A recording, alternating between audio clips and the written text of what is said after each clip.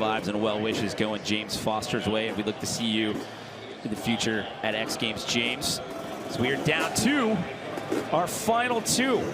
They are currently sitting in medal positions. Can they bump up and take that lead away from Josh Sheehan? This is Rob Adelberg on course for 75 seconds. And this is going to be an interesting run. I want to see him stick this run clean. I want to see what the judges think when this run is all said and done, because Rob has a really good flow around the course. He has a good variety right there, the varial. I believe it's the Cali roll. Starting off with a really good knack front flip on that one. Yeah, remember, he had that slip up that cost him a couple of seconds there in the first run. So if he can clean this up, this is going to get real interesting. Sitting in a bronze medal position as of right now. He still has 40 seconds to work with here in this second and final run. I had a quick chat with Rob about that foot hook. He said for some reason it just wasn't unlocking. And then, of course, he couldn't get in that last seventh trick. He said with the mixture of that and also cleaning up a couple things, he thinks that he can take the top spot. Yeah, this run going a lot more smooth for him. You know, huge no-handed front flip right there. He did a no-footed front flip, and that's where I want to see what the judges are going to do. Are they going to reward something like that compared to a no-handed double backflip? They got a tough job out there. Lining back up for this 75-foot step down with the cliffhanger flip. Can he get into the turn and get under power? Looking like this last one's probably going to count. No. Not going to make it, I don't think. But Not going to make it. So that one's for the crowd. And it's crazy to hear the crowd going wild over a one-handed hard after everything we just saw. It's kind of cool to see a little mixture. They're fired up down there. We got some hardcore Moto X fans here in Minneapolis. Look at the tuck right here on the front flip and then taking the feet off. Great extension.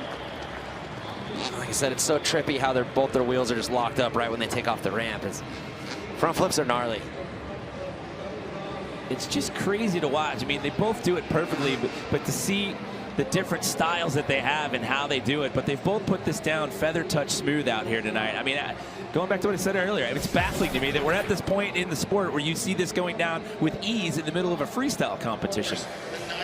So there is a shot of your current leader. That is Josh Sheehan sitting in that top spot with a 90 flat as we await the score, and Rob Adelberg has done it. He's into the 90s, a 92.33. A little look to what we'll see tomorrow on day 3 of 4 out here at X Games Minneapolis. Josh Sheehan, your current leader, sitting in that top spot right now with an 87.66. We had to wait for the scores to populate right there. Him and Jackson Strong, a little bit of separation. The judges obviously had a conversation about it. In your estimation, in your thoughts, what do you think was the difference that kept Josh in that top spot? Yeah, going back and looking at it, I think Josh just had an overall complete clean run.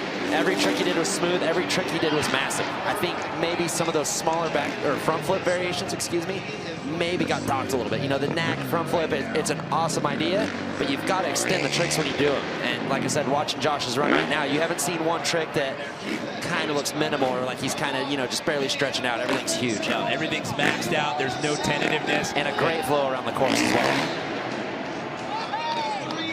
You know, like I said, a lot of these judges, they've ridden X Games, they've been out there, they're real particular. They're gonna award guys that flow around the course and be smooth. Guys, Josh was actually in disbelief during the split screen when they were waiting for that score on Jacko. He's like, why am I on the other screen? Like, Rob's in front of me. And then Bill goes down here and had to say, no, dude, you are in the top spot right now. Hello? He's like, what? I can't believe this. He's stoked right now, you guys. That's what he said. He is stoked. You said earlier he's a pretty humble dude, so that's a testament to that right there. I think it's funny that he didn't even realize that he was in first place and he thought Adelberg was ahead of him. Yeah, he's probably just so used to being in that third to fourth place, he just kind of took it. But no, great run. He's riding so good, flawless runs. These guys are actually, now that I go, you know, I get caught in the new stuff as well. When guys are doing front flips, it's easy for me to just be like, oh, this is the new thing. This is amazing, but man, you can't discredit what Josh is doing. Obviously, the judges are, like I said earlier, they're breaking down the minutia. They're looking at every little detail, and they're giving Josh Sheehan the love out here tonight for good, solid, clean riding and great extension. Yeah, I love it. Guys, he also told me during that first run, he even messed up a little bit. He was in the wrong gear on his last pass, and so he said he was going to come clean this up, and he wants to remain in that top spot. I didn't see a mess up. Did you, Jimmy? I was going to say, if there was a mess up, I didn't see it. Take a look at these replays. I have not seen one slip up. Everything just looked dialed. He was clean, great landings, great extension, as you said. Oh, now he's excited. Now he realizes he's in first place. Well, if he doesn't realize it later on, at least he has Bilko down there to tell him. 90 flat. Hello, everyone. We are into the 90s here.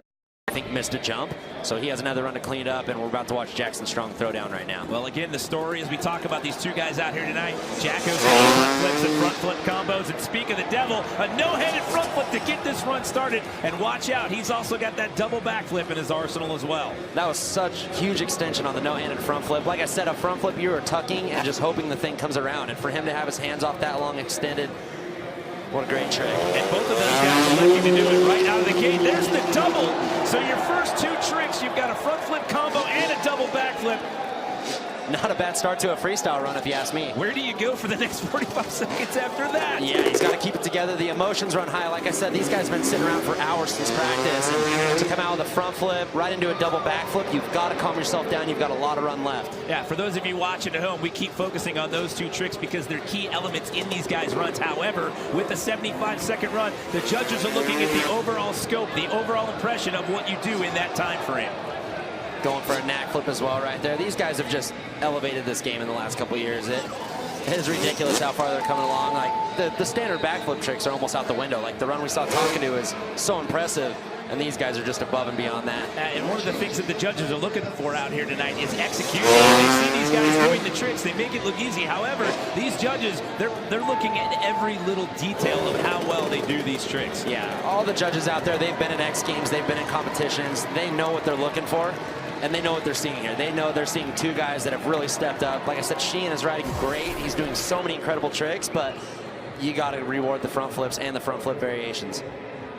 Look at that. And again, to echo your point, takes the hands off. Great extension. And for how long he keeps them off of the bars. And look at that landing. It's perfect. Yeah, really smooth run out of Jacko. He's been notorious for being a little wild, but this run was probably one of the most dialed ones I've seen him do in a long time. And especially for him to come back after starting up the season with an injury. He got injured in practice at X Games Aspen leading into Snowbike Best Trick. Had to sit that one out, watch from the sidelines. Look at right there, both wheels locked up, locking the brakes up to just lighten the bike up a little bit, get the spin, get the foot off for the knack. That's probably what Rob was trying to do when he was trying to get his foot hook out there, was keep himself on the bike, because there's no way to have any leverage with that foot when you're doing the knack. Okay, so again, it's an 87.66, an 87 flat, and 85.33, but hold the phone, everybody. We're waiting for that score for Jackson Strong, and there is a shot of Josh Sheehan, your current leader.